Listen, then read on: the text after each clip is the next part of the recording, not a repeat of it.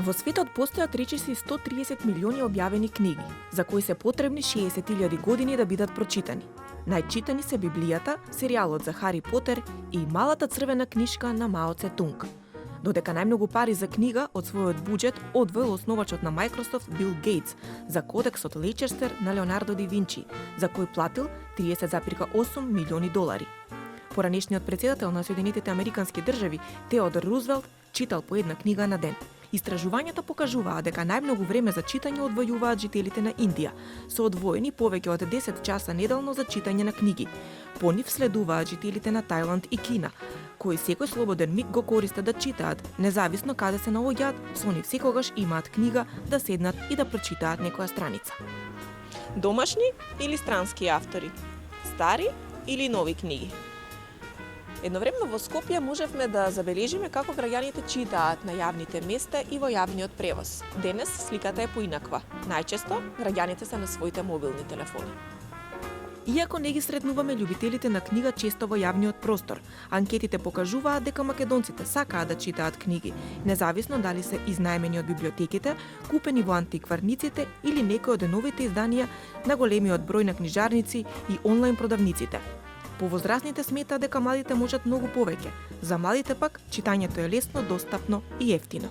Дали сакам да читам книги? Сакам. Не читат, а тоа е многу голема грешка.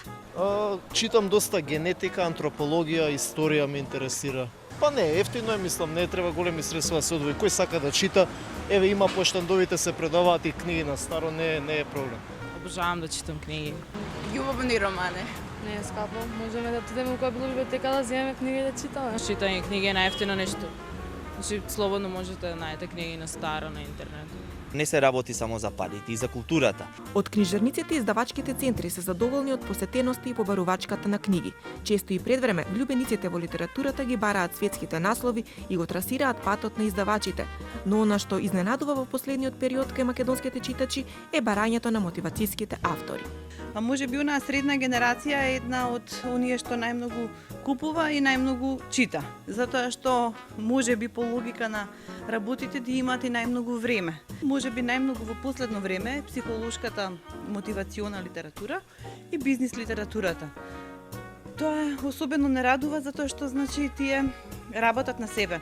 Сепак не се за занемарување и оние романи кои што опуштаат, односно белетристика, трилери, љубовни романи, секако се избор, особено за време на летните, зимските одмори. Уредничката на Амазон, Сара Гелман за Бизнес Инсайдер ги откри 10 најдобри книги на годината досега. Од морничави трилери до амбициозни мемуари и лесни новели. На листата има од се по нешто. Според онлайн продавниците за книги во Македонија, можеме да забележиме дека и кај нас најпродавани се светските бестселери и трилерите, како и љубовните романи. Факт што радува е дека домашните автори се со повеќе од 10 изданија и се повеќе барани од читателите, а класиците и понатаму остануваат да бидат во интерес и на новите генерации. Ако индијците поминуваат 10 часа неделно читајќи книги, останува да чекаме да се спроведат истражувања и кај нас, па да видиме дали ќе добиеме податок кој ќе ни израдува или ќе треба да одвоиме повеќе време за дружење со книгите.